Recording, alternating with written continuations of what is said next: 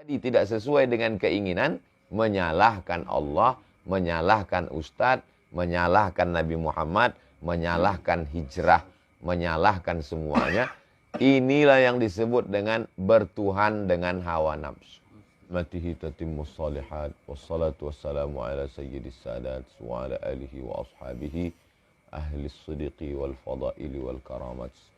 Allahumma salli ala sayyidina Muhammad wa ala alihi wa sahbihi wa barik wa sallim.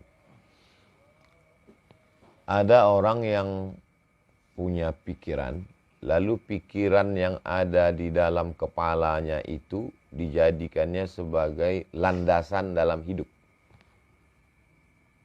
Bahwa kalau sudah hijrah, sudah taubat, maka hidup akan tenang, badan akan sehat, anak akan soleh, rezeki akan lancar.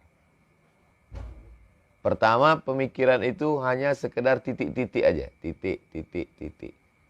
Bahwa nanti kalau sudah hijrah, badan sehat, rezeki lancar, anak, keluarga akur, kemudian semua baik-baik saja.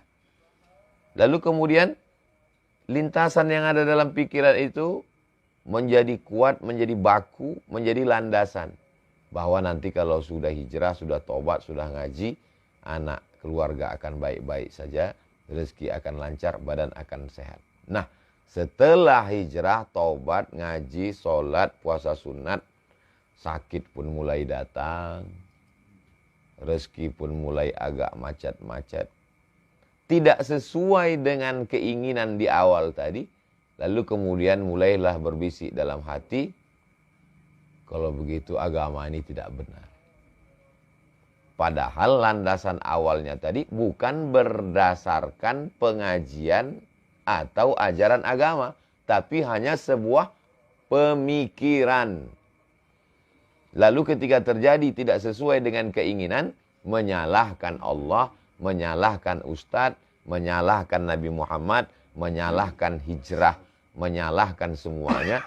Inilah yang disebut dengan bertuhan dengan hawa nafsu. Jadi, kalau ada orang yang salah sebelum hijrah, minum khamar, salah. Berjudi, salah. Berzina, salah. Sabu-sabu, salah. Narkoba, itu salah. Ada kesalahan yang paling mengerikan.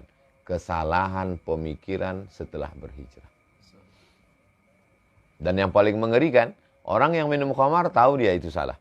Orang yang berjudi tahu dia itu salah. Orang yang berzina tahu dia itu salah. Artis-artis yang membuka aurat, yang bicara aib orang lain, ada spesialis aib, ada spesialis zina, ada spesialis khamar. Dengan bangganya membuat video podcast khamar, podcast zina, dia sadar itu salah. Tapi nantilah kalau setelah uang ini agak banyak, udah agak tua baru taubat. Tapi ada yang paling mengerikan. Orang yang sudah taubat membuat satu pemikiran dan dia tidak sadar bahwa itu salah. Itulah perlunya kita nanya kepada orang yang alim, berilmu, kiai, habib. Apakah pikiran saya ini benar atau salah?